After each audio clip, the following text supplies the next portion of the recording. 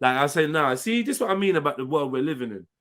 Bro, I remember being at the school. It was all 6, dark. Started getting dark to the point where the after school club was finishing. I was still there. Yeah. Me too, bro. I was still there. Shit happens, bro.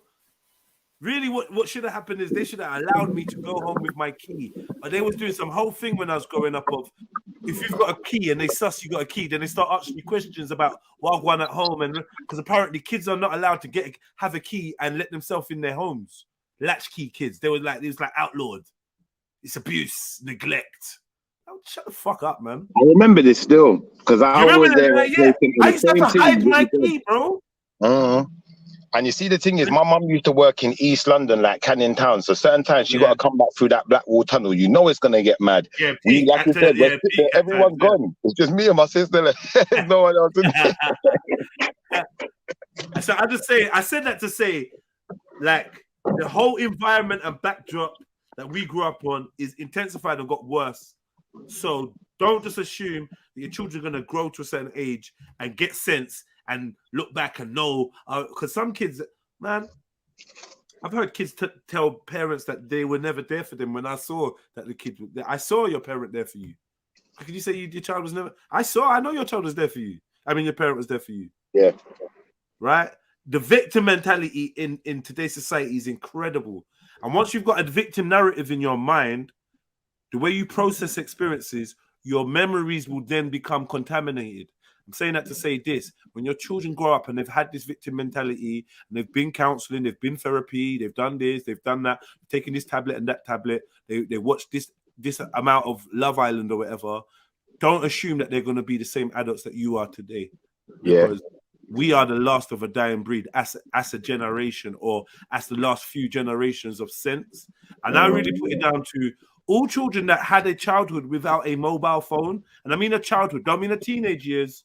A childhood. If you had a childhood without a mobile phone and that, then you're in my gang. We're in, and everyone after that, they're different. Big up. I know some of you lot are in the chats.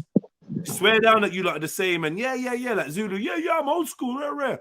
I'm very cautious. No, we grew up when these things didn't even exist as a thing. Like, it was something that you might see on Power Rangers, like, oh my god, they got devices where they can speak to each other. Imagine if we had that. Imagine you could actually video call. Yeah, but this is where you see the things you're saying, Jedi. This is where our households can have a bit of a crossover between, I would say, especially Jamaican or West Indian families and Nigerian, because my mum was not, she weren't putting up with no nonsense. And I know my Nigerian brethren's mum, she weren't having no nonsense. So you can imagine both of us getting kicked out at the same age. We're both 16. We're both thinking we're bad. I want to do badness. You know, I'm doing one form of badness. He's doing another form of badness. But our parents were right in our business. My mum went through every drawer, every piece, item of clothing, every coat pocket. You know, like that. There was no escaping it. Even certain times I thought I was escaping it, and I'm out on road, I'm doing my thing. Like the young lady said earlier, I can't remember her name, but that whole community thing where it was an uncle that saw you, or just your mum's brethren saw you doing something, and they reported back. Now mum's like, come out of the yard. What are you doing? Yeah, I was finished. There was no getting around. Yeah. I mean, that's how I got caught bunking one time. Because, man, I knew I was done. I'm walking down Peckham, we're stealing apples from like the market stall, dumbness, and I just heard, ha! Eh? That's the sound effect to that. Ha! Eh? I look around. Yeah, I look around and I see this woman, and she's like, hey! Okay.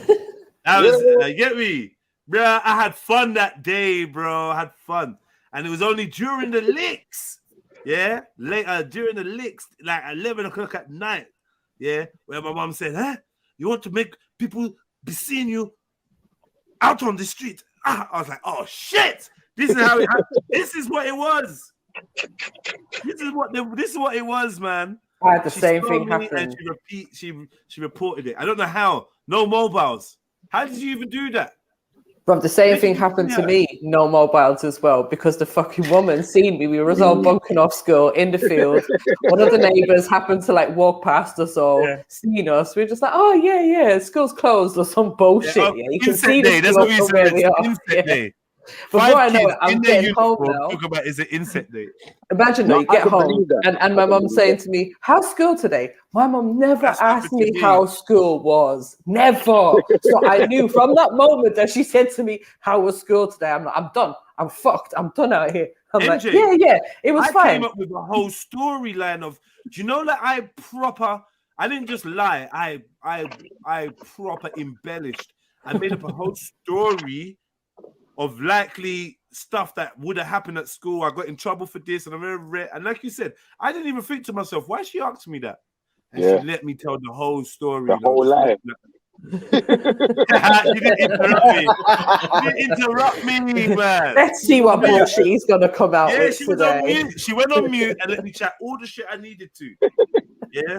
Fucking hell. I believe what MJ's saying though, because I know some Irish families and they were quite strict too. They weren't playing, especially with their daughters. They ain't playing around with no Irish man's daughters. Everyone was stricter. Even if we thought that the white kids weren't as strict as us, or we thought that the Jamaican parents weren't as strict as us, everyone was stricter than we are now. Playing. You're 100, 100. Because the shit I see, the shit I hear about happening in African households, I'm like, nah, we don't. Yeah, we done changed, bro. We changed, bro. Yeah, we've changed. End of story. Yeah.